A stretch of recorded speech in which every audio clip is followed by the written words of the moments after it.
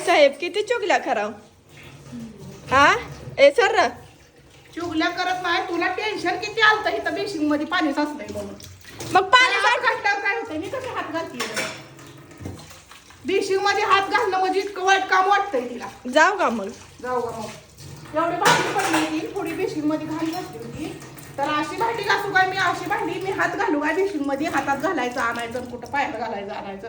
काय होतंय आपण अन्न खाल्लेलं किती आलंय घाम किती तनतन करा भैया सांगी जरा उन्हानं जीव माझा एक तर बोंबल तुला तर तेवढंच कारण पाहिजे. काम करते रे भैया ती. काम करायचा कुठं विषय हाय? पण बेसिंग मध्ये हात घालायचा कुठं काय असलं तर असं तिला लय मुळावर येतं तिला. राहू दे. 100 ड्रेस नाही तर मला कुठं जायचं म्हणजे एक ड्रेस घालते. घालू द्या. कपड्यात काय सांगू नको कौतुक. तुझं माहित आहे की कपाट माझ्या डोंबल्यावर काल आदळलेलं.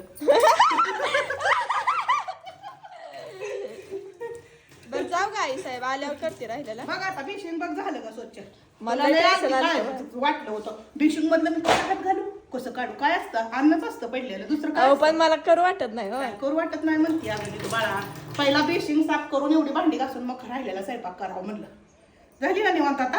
हो जाई आता छोटू डॉनला घेऊन.